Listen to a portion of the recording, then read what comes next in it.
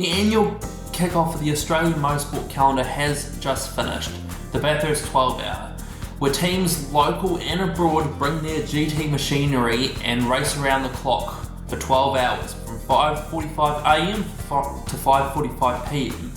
And whoever crosses the line first wins the race. Some legendary names have raced and won at this event. And who added their name to that list this year?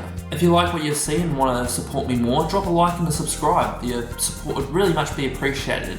I'll be uploading round reviews after every Supercars round on YouTube on this day that it uploads, Wednesday. So who showed up for this race? Well, there were 22 cars entered this year. Might seem down on previous years, but there were 18 solid GT3 cars. The only thing bringing the number down were the class cars. There were 3 GT4 cars and 1 invitational car, the KTM GT2, who has had dreadful luck in previous years. But at least he'll win the race. What was up more than last year's grid was the variety. There was Ferrari and Aston Martin on the grid to go along with the BMW, Porsche, Mercedes, Audi that was on last year's grid, plus the Lamborghini that gets entered every year. Add the McLaren GT4s and the KTM Crossbow GT2 and you've got 9 brands on the grid. And the usual competitors that come and challenge the locals returned once again. Grouper M and Craft Bamboo with their Mercedes entries, Heart of Racing with SPS came for a second time, WRT brought their BMWs for a third time, and Absolute Racing entered the event for the first time since 2020. As for how the race went, well, Craft Bamboo got their first ever pole position at this event. They've been at this race since 2015, so it was bound to happen eventually, but Lucas Auer, as a rookie, got the pole position time. Not record-breaking times, but got the pole position time. The team starting alongside them was the only pro Audi entered for the race. The Melbourne Performance Centre Audi R8, which was a very last-minute entry, qualified second, which was an outstanding achievement. As for the classes, well, the Pro-Am Porsche of the Ben Motorsport Park qualified quite handsomely in 6th. The best bronze car actually beat the best silver car. The Hallmark combination of Fiore, Holdsworth and Sini qualified in the top 10, and the Konduras brothers Russell and Youlden qualified 15th in their silver class Mercedes. The car that's slowly becoming the fan favourite, the KTM Crossbow, qualified 2 seconds ahead of the GT4 grid, which in fact had the Mercedes qualifying faster than the 2 McLaren R2s. The race would start at 5:45am local time, and 300 metres into the race we were getting 3 wide action down Mountain Straight. Like, these guys did not need to do this sort of shit, not even before turn 2. But 30 minutes gone into the race, Chaz Mostert, who started on the 5th row, moved his way through the field, passing the Craft Bamboo car and slowly pulling off into the lead at his first stint. And that's how it would finish up after the first hour and the first round of pit stops. But unfortunately, literally straight after that, Maxi Goetz in the Craft Bamboo car and Will Brown, who had jumped into the 26 Ferrari, made contact down at Murray's Corner, which spun the Mercedes and got damage to the Ferrari, which would bring out our first safety car in the race, a first of quite a few. After a bit of a chaotic start with a few penalties thrown in for various reasons, the first retirement would happen during this sort of part of the race. The very popular 222 car of Craig Lowndes behind the wheel actually made a mistake. And of course it wasn't on film.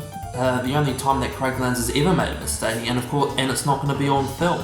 Anyway, he made contact at the top of the mountain. He managed to limp it down right before the pit lane, but he had to pull off on the side of the road, and that would mark our first retirement of the race. And shortly after that, which included the 2 bronze driver entered pro cars getting some sort of penalty, the first major incident happened. One of the McLaren R2 GT4s, the 25 car, who was the leader at the time, would lose control at the top of McPhillamy Park and smash the wall. Unfortunately, the Pro-Am leader, the number 44 Audi, was an innocent bystander in all this and got some major damage. He was able to continue later on in the race many laps down, but the McLaren was done for. So it was a very expensive incident for Method Motorsport. Thankfully for everyone's heart rates, things started to settle down for a wee bit, but then there would be more contact and damage at Skyline, and this is probably the biggest accident in the race. Kenny Haball in the 75 Sun Energy 1 racing car and Stephen Grove in the Grove racing car would make massive contact at Skyline. The contact even sent Stephen Grove up in the air and probably almost upside down and very close to going over the wall. One of the places where Mount Panorama has no catch fence at. Thankfully he was able to land, but he did sustain a bit of a back injury after the accident, so hopefully Stephen Grove recovers and gets well soon. At the 3-hour mark of the race, the Absolute Racing Porsche, which had probably the most gun driver lineup out of the whole grid, was leading the race from the two WRT BMWs, who were good competitors throughout the whole day. What really helped those Beamers were timing of safety cars. The next one would come out an hour later for a bit of debris that was up at Freak Park, and they still had one more lap before they need to go into the pits for a pit stop. And that happened 2 or 3 times during the race for them. Again, another bit of a lull point, things just easing into the race, trying to get a bit of a consistency. But then unfortunately for them, the number 47 Mercedes, the silver class drivers, would beach their car in the sand, and unfortunately that would bring the safety car out again. And that would be near the halfway mark. After that there would be another good bit of green flag running, but once again for those fans of the Audis, they would be in pain because the pro car, the car of Liam Talbot, Ricardo Fowler and Brock Feeney, would have some sort of failure going into the chase, beaching their car in the sand and eliminating the only contender for Audi for their overall victory of the race, which could possibly be the last challenge for Audi, as those cars aren't supported anymore, those R8s. Under 5 hours left and we had the top 7 all being pro cars, all in a close fight. Not far behind them, however, was the only Aston Martin on the grid, the Volante Rosso car, which was very strong at points during the race. Another car on the lead lap at this time was the Pro-Am Porsche, which could have been a dark horse for this event with 2 of probably the best pro drivers in that car. But unfortunately safety cars breed safety cars, and that pro battle was quickly spread out. The number 46 car would have a small drive-through penalty, but that's nothing compared to the Triple Eight Group M car, who would lose it with Maxime Martin behind the wheel, coming off the chase and under the bridge, and slamming that concrete wall that's come closer in the last decade or so. And once again, the Group M Maro Engel bad luck at Bathurst would continue for this driver and team. It's becoming a bit of a trend now, and that's a bit unfortunate. Maybe next year, but we said the same thing last year and the year before that. It then became a race of strategy and pit stops, because from this point, there was no more safety cars. It was a green flag sprint to the end. And the BMWs had the fuel economy, the speed, and, well, the drivers. And it was just, coming down to the wire, it was more of a case of which one would place where. The Rise Racing Pro car did have a bit of a fight, did give the car a bit of a fight, that's my fridge, but they had an extra pit stop, so they led with 30 minutes left, briefly. So after nearly 5 hours of safety carless running and a bit of a scare on fuel, BMW would finally win a GT race at Bathurst, with the number 32 car of Calvin and Sheldon van der Linde and Augusto Farfus winning the 2025 Bathurst 12 hour. And in fact, it would be a BMW 1-2 because the sister car, the 46 car of Raffaele Marciello, Charles Viert and Valentino Rossi, would get second place. Third place would be, of course, the 75 Express car of Jules Gounon, Lucas Stoltz and Kenny Haball. Even with all their mistakes during the race and setbacks, they still managed to get a third. How the hell is that even possible? The first class car would actually be the bronze car, the Harder Racing SPS team of Zachary Robichon, Ian James and Ross Gunn behind the wheel would finish 7th overall.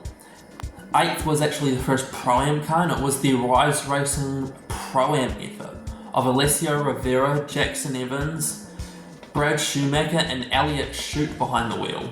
The top silver class car was actually now a two-time winner of that class.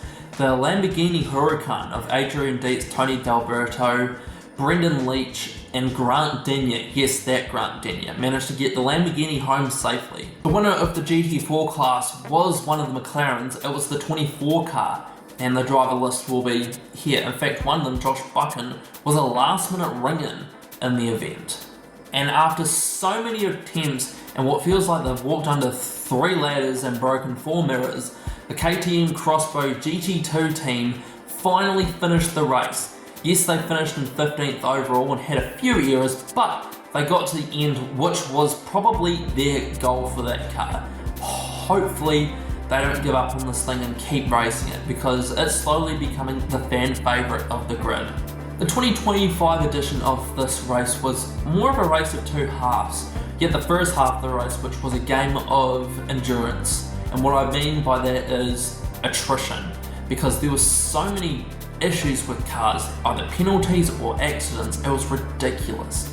I thought there would have been 10 cars finishing by the end of the race if they kept up that pace, but then the second half they sort of mellowed out and it was more of a game of strategy, which BMW managed to achieve, getting the first 1-2 in the race since 2011 when the Audi Sport Team Yost team managed to do it, and it's only the second ever 1-2 in this race. Plus, also because the Van der Linde brothers won, they became the second set of brothers to win a major endurance race at Bathurst. The first being the Brabham brothers in 1997 Super Touring 1000, which also so happened to be in a BMW. Funny that. So that's my review of what's now become the Australian magnet for those GT contenders around the world to challenge the locals. If you like what you see and want to see more, obviously subscribe. The support is appreciated.